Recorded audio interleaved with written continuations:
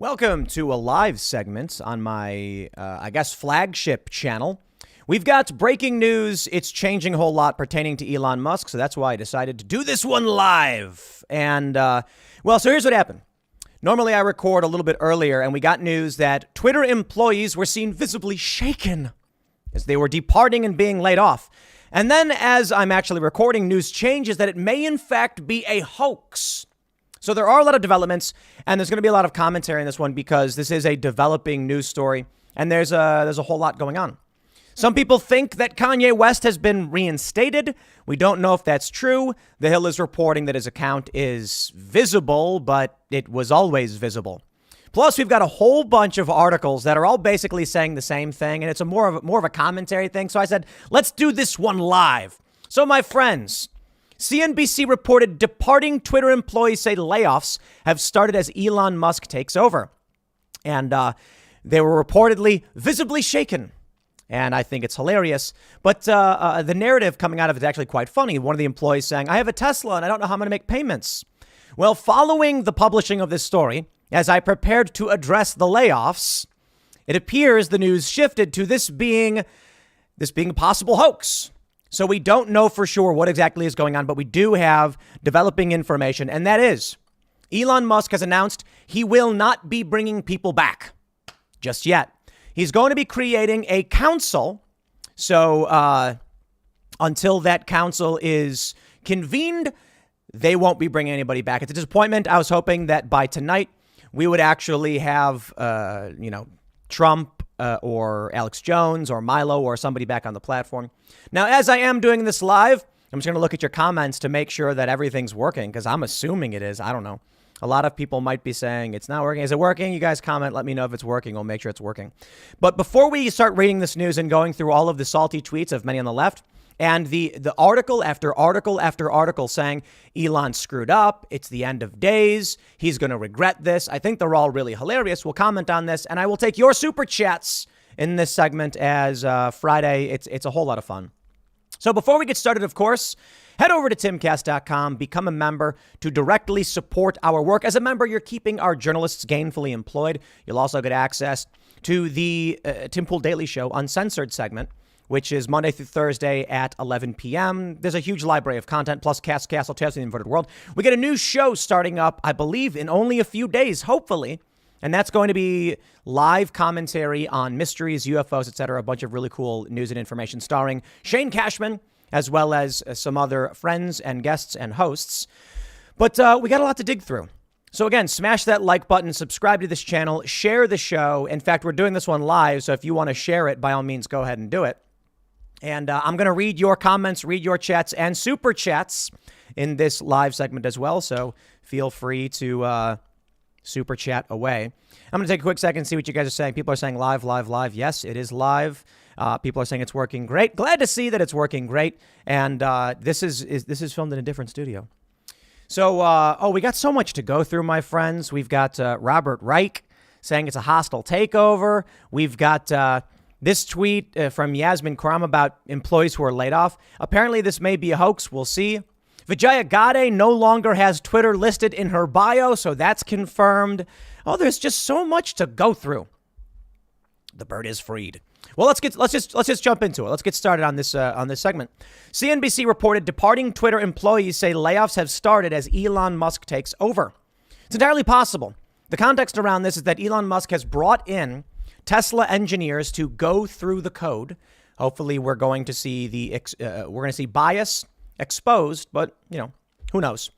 CNBC reports on Elon Musk's first day in control of Twitter. The company has started laying off employees, including data engineers. Self-identified former employees told CNBC. Deirdre Bosa says it's happening. Entire team of data engineers let go. These are two of them. In a follow-up, she said, they are visibly shaken. Daniel tells us he owns a Tesla and doesn't know how he's going to make payments. To be clear, I don't think the Tesla was top of mind. I think Elon Musk was. Sure. They're going to say a person who walked out of Twitter's San Francisco headquarters and identified themselves as a Twitter data engineer said they were just laid off by their director in person. CNBC was not immediately able to verify the identity of the people who left Twitter's headquarters and spoke with reporters. One employee at Twitter awaiting information about layoffs or projects told CNBC they were in the dark for the most part. Musk was meeting with relatively low-ranking engineering managers, this person noted, a welcome gesture to some. Press reports before the deal closed said that Musk had planned cuts as deep as 75% of the headcount. However, he walked that back. We don't know if that's actually going to happen. Twitter did not immediately respond to a request for comment about layoffs. Musk finally took over the company, blah, blah, blah. It's breaking news, blah, blah, blah. And then here's what happened. And here's why I'm live. It's because I was recording this segment. And then when I looked back at the story, a breaking news bar appeared and it said it was a possible hoax. And I'm like, okay, here we go. This is developing news. Tweets are flying in like crazy. We had a report this morning that Elon Musk was going to be reinstating people. Then we get Elon's statement that he's not going to do anything until he convenes a board of moderators, which I think is slightly a bad idea. It may be okay. But now here's the update. Same article, CNBC says a possible hoax about layoffs. Thanks for wasting our time. Editor's note. After CNBC published details of an interview with people who claim to be fired employees of Twitter, several reports emerged suggesting it was a hoax. CNBC could not confirm the identities of the individuals. Okay, well, I'm not entirely sure it's a hoax just because of that. If you see people leaving the building and they say they were laid off and they say they're engineers, I think you can at least report the story as people claiming to be fired employees exited the building. If CNBC wants to report it definitively, fine, they can. If they want to then say, hey, it's maybe a hoax, are you just basically saying maybe you jumped the gun on this one? Okay, here's the reporting. A couple people left Twitter headquarters saying they worked there and they were laid off. Maybe, I guess. Elon already fired people. That's confirmed. Vijaya Gadde has removed Twitter from her Twitter account. She's removed that she works for Twitter from her Twitter account. And apparently she's actively going through her messages, her mentions, and like removing herself from conversations. Here's Robert Reich.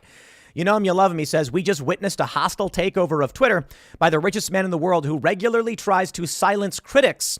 This is absolutely what oligarchy looks like. Oh, I love it. It's been a good day. It's been a real good day. And that's one of the reasons I want to do a live stream, because I've been laughing and, I had some, those epic protein bars, these ones. I got the venison one. Can you see it? They're so good. I've been enjoying myself all day. Seeing all of these tweets, they're coming in endlessly. And I just don't know what else to say. It's a hilarious day. Robert Reich, this is what oligarchy looks like. You didn't care when a handful of other billionaires like a Saudi prince had a stake in Twitter.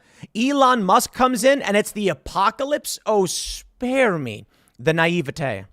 But let's not be naive ourselves. From Deadline, the bird is freed. Elon Musk closes Twitter deal, opens new era for social media platform. Yeah, we get it. The bird is freed. Is that seriously it? Okay. Here's Jack Posobiec. Media Matters president losing it. Oh, we have an arc going here, so let's read. Angelo Carasone says, this is when advertisers should engage the most here. All the more reason for the major players to make it crystal clear that they will walk if Musk follows through with his promises to roll back brand safety and community safeguards. So Elon Musk comes out and says the bird is freed. We all cheer. Then advertisers threaten to boycott if Trump is reinstated to Twitter. And now the reporting shifts. The initial reporting this morning was that Elon Musk was planning to reinstate people. And that doesn't mean his real plan was to just press a button. His plan may have always been, you got to have a review board for this. And I somewhat agree. I think there should be a reinstatement immediately of like 100 plus accounts that we can all name and think of off the top of our heads. As for everybody else, I get it, right? If someone's a political prisoner in the Twitter wars or the meme wars or whatever, you may want to go through and make sure it's a legitimate reinstatement. But come on, Trump, Milo, Alex Jones, Carl Benjamin, Project Veritas, first and foremost, they broke no rules. That one was insane.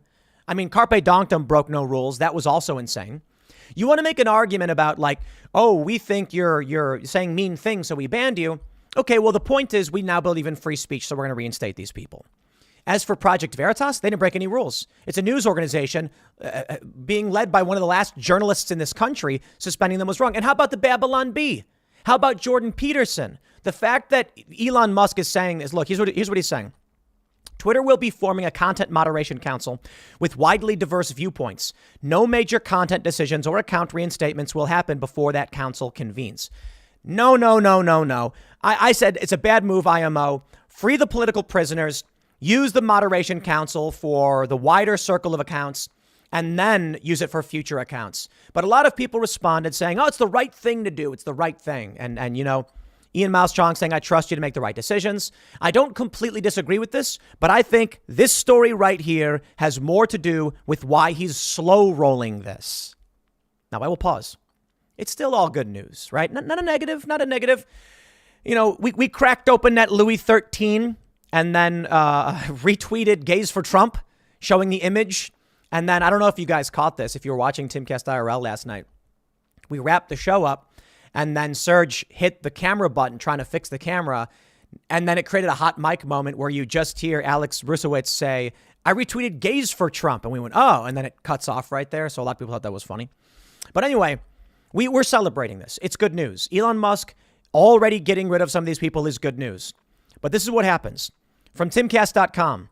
The ink is barely dry on the contract for billionaire Elon Musk's historic purchase of social media giant Twitter, and advertisers are already making threats over the direction in which the company might move forward. About a dozen clients of Group M, a leading ad buying agency responsible for more than $60 billion in annual media spending, have told the agency to pause all ad buys on Twitter should Trump's account be reinstated. Why? Anybody want to throw in a super chat and ask me why you think that is? And we'll read some of these in a little bit. Why? Donald Trump is a political figure who is active in politics right now. He did not say anything on Twitter, in my opinion, that goes outside of the norms of public discourse. He says naughty words, I suppose, but he wasn't like posting racial slurs. And now they're threatening to pull their money. I say to Elon, good sir, call their bluff. Do it. I said Google should do the same thing. Back during the first adpocalypse, Google's like, oh, woe is me. The advertisers are leaving. Tell them to screw off. Do it. Make them come crawling back. Now, I know Twitter isn't the most prominent platform for advertising, but just put it simply. If you don't want to participate in public discourse, we have no problem waving goodbye. If Coca-Cola or whoever else is working with this group doesn't want to be on the premier conversation platform, then they don't have to be. Come crawling back when you realize you've made a mistake. Now, with Twitter, I don't think advertising is the biggest play anyway, so some of them might say, we don't care, we're out. I've tried advertising. You know, to be honest, it actually worked. I spent a decent amount promoting Will of the People, the song we released just before the 2020 election. And I think we got like millions of hits on the song. And that's what we wanted. I was actually really impressed. And it did translate to external sales and things like that. I don't know if it was worth a total ad buy. Google's got a bit more power, but let's read more. Kylie Taylor, global head of partnerships at Group M, told the Wall Street Journal that other clients have yet to indicate how they will proceed should Trump return to the platform. That doesn't mean that we won't be entertaining lots of emails and phone calls as soon as a transaction goes through. I anticipate we'll be busy. Twitter permanently banned Trump in 2021, 2 days after the protest at the Capitol on January 6th. Musk said he believes it was a morally bad decision to ban Trump, in part because the ban alienated a large part of the country and did not ultimately result in Donald Trump not having a voice. Following his ban from Twitter, Trump founded his own social media company. Yeah. So we get the rest. We get the rest. Okay, look. I already made my case. I think Twitter should move much more quickly on this one. I think Elon should immediately meet with the moderation, the trust and safety team and say, slow your roll. I think they can easily look at anybody who is banned for saying learn to code and reinstate them. And we know there are many people who are banned who did nothing. Seriously, who did nothing, who said something like learn to code. I think the editor-in-chief of the Daily Caller got banned over that. Okay. Well, here we go. I love this article from The Verge. It's going viral. Many of these Twitter leftists are screaming, hooting and hollering, saying this is the real commentary. Oh boy, Elon, you done stepped in it now. Welcome to hell, Elon, writes Nilay Patel. There's some good points being made in this article, I will admit, but I ultimately think it's just wrong. Sorry. Here's the story from The Verge. You effed up real good, kiddo. No, he didn't. I love this. They say Twitter is a disaster clown car company that is successful despite itself. Okay. Agreed. And there is no possible way to grow users and revenue without making a series of enormous compromises that will ultimately destroy your reputation and possibly cause grievous damage to your other companies. Ah, yes. I like to call this the climate change fallacy. I'll explain. The turn of the century, 1800s to 1900s, there was great concern that horses poop too much and that all of the horse poop would be piled up upon the streets everywhere, and eventually it would be impossible to live or work in this city. Then they invented the car, and all of a sudden there was zero poop. Now we have the same argument about carbon emissions in the atmosphere and carbon particulates or whatever. Okay, I agree. I think there's a problem with pollution, be it heavy metals, plastics, or carbon or whatever. But you underestimate humans' technological evolution. While I certainly think we should pay attention to these problems, social problems, we shouldn't discount technological changes, which could actually fix the problem as well. The point here is they're basically saying the only way things can be are the way we see them now, and there's no methodological or technological changes that could be made to solve the problem. Wrong. Just wrong. But let's read. He goes on to say, I say this with utter confidence because the problems with Twitter are not engineering problems. They are political problems. Twitter, the company, makes very little interesting technology. The tech stack is not the valuable asset. The asset is the user base, hopelessly addicted politicians, reporters, celebrities, and other people who should know better but keep posting anyway. Agreed. You, Elon Musk, are addicted to Twitter. You are the asset. You just bought yourself for $44 billion. Okay, that's true. Twitter's value set is the user base. Parler has good technology. Truth Social does, but it doesn't have the user base. So long as all the people are there, all the people want to be there, and that's where the value comes in. What I mean to say is that you are now the king of Twitter, and people think that you personally are responsible for everything that happens on Twitter now. It also turns out that absolute monarchs usually get murdered when ish goes sideways. Calm the F down, dude. Jack Dorsey was in charge and everyone yelled at him. And Vijay we get that much. I think Elon understands that because he's been smeared and ragged on for every little thing that's happened at Tesla or SpaceX. But come on. And I guess PayPal in the past, because PayPal's certainly trash now. Hey, did I mention become a member at timcast.com because we use parallel economy? And we have transitioned off of PayPal. They're no longer an option on the website, though some users still use them. Here's the point. Elon Musk is convening a moderation council. It's going to absolve him of some responsibility, but I do think it's a responsible thing to do. I just think there's obvious reinstatements that could happen right away. But I want to point out, Jack Dorsey wanted Twitter to become a protocol that it can interoperate with a bunch of different social media platforms like Gab, Parler, or Minds, or whatever. If Elon moves in that direction, he ain't got to worry about anything. He can remove moderation from the system outright, period. And then it's just, hey, man, if you break the law, that's your fault. You see, this is the funny way in which these leftists, liberals, Democrats live. If I go outside right now and I wave a big old sign that says whatever political message, ain't nobody can stop me. Oh, they want the cops to. You ever see that viral video where there's these guys, they're preaching, you're going to burn or whatever. And then some dude takes a swing and the other guy just leans over and grabs his fist and then goes up, up, up with his finger. In the real world, you're not allowed to attack people who are saying things you don't like. For too long, Twitter was a daycare center for whiny, whinging leftists who just want everyone to be silenced because the naughty words hurt their feelings. Okay. Well, I'm hoping that Elon turns Twitter into the real world, giving himself control of the real estate in the real world. Here's the way I see it. How about this? How about we do a campaign? How about we send everyone outside to stand next to, I don't know, a Coca-Cola, or I shouldn't call out Coke, right? I shouldn't call them out. Stand next to the billboard in a city of a large prominent company holding a sign that says something, I don't know, that's politically offensive. Something that Twitter might ban you for. I'm not saying go out and say nasty, racist things. I don't like those things either. I'm saying the things that, like, learn to code. That's the stuff that apparently got you banned. Hold up that sign, take a picture, and then post it on Twitter. Because in the real world, we can stand next to your billboards and you can't do anything about it. Why is Twitter any different? Here's how it should be, in my opinion. If I advertise on Twitter, I'm not going to blame Twitter because someone said a naughty word and then it appeared next to my post. People can stand next to my billboards too. Hey, we put up billboards in Times Square and there was like a naked cowboy or something. Oh no, I'm going to complain to Times Square. I don't like, and they're going to be like, dude, people can walk around in the streets. What are you going to do about it? Hey, good point. How about that's the reality on Twitter? Let's read some more.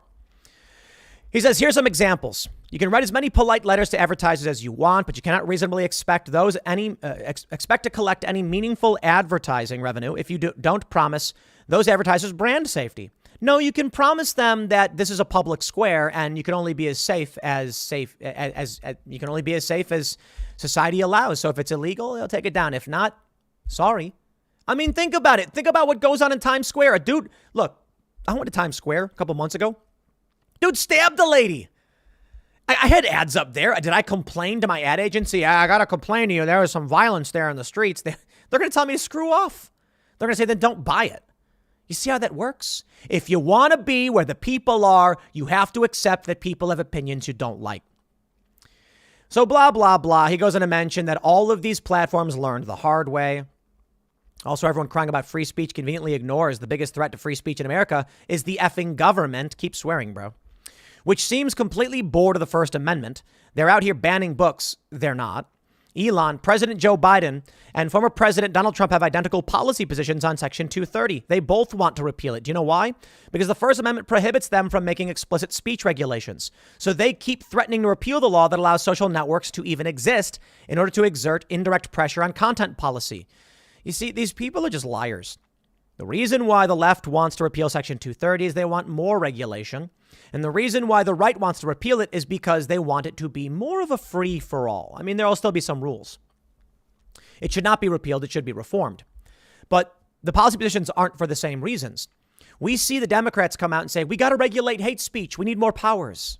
No. The right comes out and says, you should not be banning speech. Get rid of it. It's protecting them. Section 230 makes Twitter immune to lawsuits for the things that I post or you post. Get rid of Section 230, and theoretically then, if it's a blanket removal, Twitter might have to actually shut down. So it's, fair point. But what we're really talking about, what really needs to happen with Section 230 is reform so that you remain immune from liability so long as you do not moderate. What's that? Someone posted illegal content? That's for law enforcement to figure out. Now, I think it's fair to say there are some lines we all agree. If it is child exploitation, graphic images, these things should be removed. I'll tell you this. If you go outside in the public waving images on a sign of like pornography, you're probably going to get arrested. And in a lot of places, that is illegal. Interesting nonetheless, because I wonder how that pertains to free speech. But there are still in many places obscenity laws. So I don't know for sure. But let's do this. We get the point. This is a temper tantrum, and it's just one of many. If Elon Musk makes Twitter a protocol that can interoperate with other platforms and removes moderation ability from Twitter, but retains the real estate, he's got all the money and none of the responsibility. So it's just stupid. They have no idea what they're talking about. Here we go. We can't let billionaires control major communications platforms. Oh, cry. Just keep crying. Is that all they're going to do? They're going to keep crying. It's a waste of my time. It's a waste of your time. It's a waste of everybody's time. Here we go. I love this one. From The Independent. RIP Twitter, 2006 to 2022. Dead at the hands of Elon Musk. It is time to say our goodbyes to the social media platform that once was, as Musk begins his Twitter ownership by firing people at the top. Twitter still exists. Everyone is still on Twitter. They announced they were going to be fleeing to Tribal Social or whatever, and then they didn't. So they're here. It was so stupid, right? Well, here we are, my friends. I was hoping that by tonight for Timcast IRL, we would all be cracking open that cognac again, announcing that Alex Jones and Milo and Carl Benjamin and Veritas and everybody had come back, and we'd shed a tear and say, just like the good old days of the great meme wars. But it's not going to happen because, Elon he's going slow about it. I get it, man. As much as we are culture warriors and we want to see dramatic changes overnight, you're not going to get it, and you probably shouldn't expect to get it, but still positive developments. But I'll stress this point again, and then I'll start taking I'll read through some of the super chats here. Elon should immediately unban political prisoners. That's a no-brainer. And Babylon Bee is a really, really easy example because Elon Musk knows for a fact that Babylon Bee did nothing wrong. That's it. For what reason does Elon have to not reinstate the Babylon Bees account? He's a fan. He likes their content. He knows it's not horrible. It's just they made a joke. Slow rolling it, I guess. So whatever. It's October. We're about a week and a half out from the midterm elections. They're happening now with early voting and all that. So fine. Maybe this is the October surprise. This alone is freaking out the left, and maybe it'll rile them up. So, we'll see. But we'll do this. I'm going to look over here and take your super chats, the limited ones that we have. And not a lot of people are super chatting, but I do appreciate that you are. And we'll talk about it. All right, let's see what we got. User not available says, Tim, what about that volcano? I have no idea. What volcano? A lot of people are saying, what a glorious day. Dominic asks what office chair I'm using. I don't know. I think I got it at IKEA or something. D. Scott says, are you on the council? Be honest. No. Elon Musk tweeted a meme of me from the Joe Rogan episode I was on. And it was like the circle of me saying something, vagina, and says something. But with even as Joe Rogan is trending, and Cat Turd, by the way, shout out Cat Turd. We've asked Elon to come on several times. He owes us no favors. It would be awesome to have him on the show, but it's what it is. And I do think there's great value in me, Elon, and Joe doing a show talking about Twitter. It would be the same episode. It would be Tim and Joe talk to the head of Twitter about censorship. However, it's kind of obvious. Elon Musk, the richest guy in the world, has no reason to give time for a show like that. Joe Rogan with the biggest podcast in the world. It would be good for him, obviously, with Elon on and us doing a redux. But I would greatly benefit for it. So it's no obvious the lowest guy in the totem pole is like, come on, guys, let's do a show. I want to talk to Elon. But look, we're doing all right for ourselves. So if the show doesn't happen, it is what it is. I would be a great proponent of a show like that. It would be awesome. We'll see. All right. Ink Latina says, I hear the employees gave Elon a list of demands. You are correct. They did. And part of the demands was that Elon should not fire anybody. So, okay, dude. He already fired people. As Doglog saying, seeing Tim on a lunch break is a nice surprise. Thank you for the super chat. Tom Bamore says, Robert Reich is 4 foot 10 inches tall. You are correct indeed. That's great. The Meep Kid says on Fridays you should do Tim Pool live every week. I know it's difficult. I was actually thinking about that when I launched this, that it's actually a really good idea. And I think I might actually do the Friday Tim Pool segments live for one reason, actually. When it comes to Friday night, Timcast IRL, it's the lowest viewership we get for the week because at night people want to go out and party. I mean, dude, I want to go out and party. So actually, giving you an opportunity to watch a live segment on Friday around 3 p.m.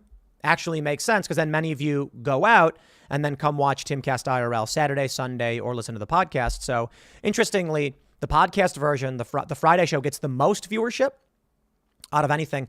And that's because you have Friday, Saturday, and Sunday where everyone's watching one episode at their own leisure. Whereas the live show, it actually does recover by Monday for the same reason, but live show Friday nights, it does the least amount. All right, we'll read some more. Jet says, seems like Musk's Twitter buy is a good thing, but hard to trust someone who wants to plug us up to artificial sentience when these technologies already cause so much problems. Also, he's government funded. I don't think that Elon's perfect, and he's praised China and said things like that in the past. So let's keep all of that in consideration. Mimic says Rumble climbed its ass off today. Elon should go ahead and start working with Rumble now to boost both of their worth while gaining access to Rumble technicians to replace those exiting Twitter. I have a bunch of Rumble stock. I bought it right away. I have a lot, so I'm actually really glad to see it's taken off. I'm still down because I bought right away. And of course, it's always a bad idea on an IPO. And then it went down, but it's coming back. Ewok Jerky says best distraction all week. Hey, thanks. Doc Q says, Tim, your videos have helped convince my 64-year-old dad to do a show on Rumble and YouTube. We'll do what we can here in Georgia to keep things in the right direction. More midday live streams, please. Yeah, I think maybe Friday. Live streams are a lot easier to do than recorded segments. Even though it seems like they're basically the same thing, nah. I'm putting the segment together. I got to make sure that everything's in order. If I record a segment at 3 o'clock, and then by the time I'm done, it's 3:30 or 3:40, and I've got to get it uploaded by 4, and then news breaks that it was a hoax or the news changed, I'm like, oh, man, that's so brutal. And then what do? Do I put it up knowing that the information already got outdated? You do it live. You say it live. Everyone understands a live stream information will change, right? All right, Blake says, hey, Tim, what do you think the prospects are of Elon integrating Doge or another crypto into the Twitter platform? 100%. I don't know if it'll be Doge, but I genuinely believe that Elon will integrate some kind of crypto into the platform. He would be insane not to do so. Absolutely. And we've already seen crypto is spiking because of it. Master Keith says the cope is insane. The salt might is operational, friends. Memewar 3 has begun. That was a joke I made. I said in 100 years they'll write, this is how Memewar 3 began. And it did. And it's here. So Crayson says, I hate how the phrase top of mind is now appearing everywhere in order to make the diversity hire in the press secretary position look less dumb. I noticed that too. People keep saying in media top of mind. I'm like, nobody was saying that before. She accidentally stuttered it out. Now all of a sudden everyone's saying top of mind. Yeah. All right. Grim Vale says, should I feel bad for how good it feels to watch all the cultists screech at this? No, it's Friday. Y'all should go out and party. I hope you have a good night tonight. I got to say. Omega says, this is why I always say, get a skilled trade in the event your cushy job that requires a degree never materializes or evaporates. Trades are better than a degree, greater than degrees. Yes. And I would say learn to code, but I think the people that he's firing already know how to code. So learn to coal mine, I guess. I mean, I don't know if there's any coal mine jobs though, but that's the best I can offer you. So take with it what you will. All right. Tommy says, can you tell everyone not to do anything dumb and further help the far left? I try saying it all the time. Guys, this is the most important week right before the election. You should sit on your lounge chair, mind your own business, hug your family, make money, have a beer, or I don't like drinking alcohol. We did have the cognac last night to celebrate. But just keep it cool.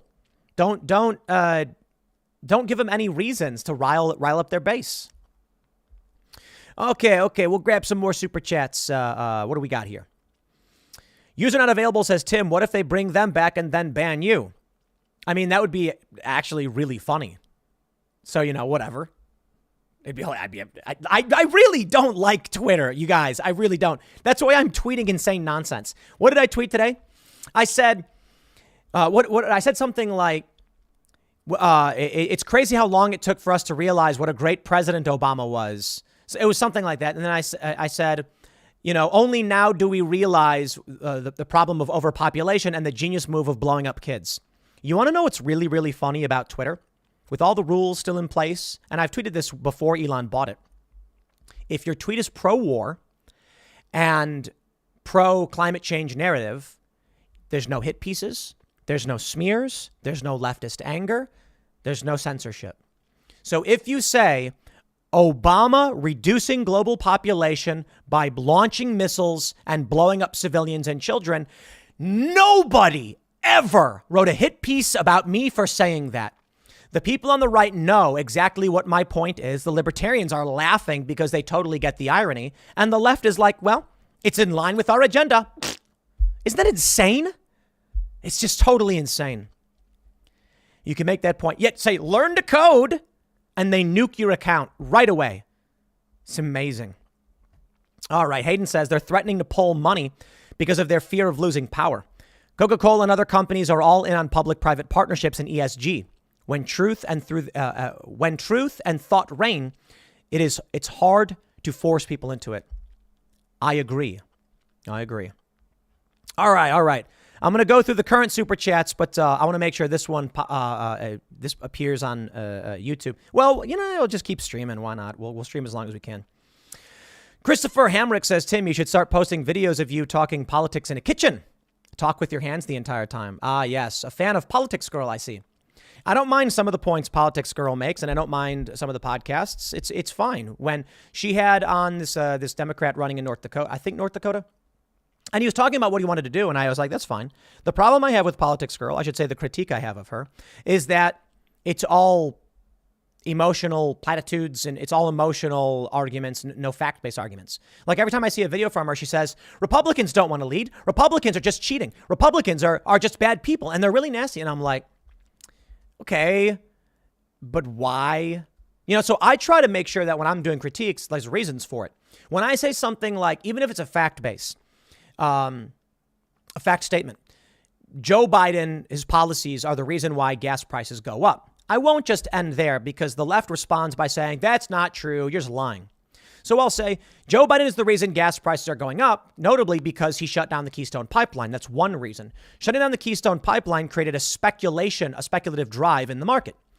Industry professionals and speculators realized that without the Keystone, over the next 10 years, 20 years, demand will not meet supply. Thus, cost of oil is going to go up. Invest in it now, causing a drive in the price. But it's not just that. It's the banning of fracking. And it's him outright saying, I want to get us off fossil fuels, shattering confidence and outright threatening supply.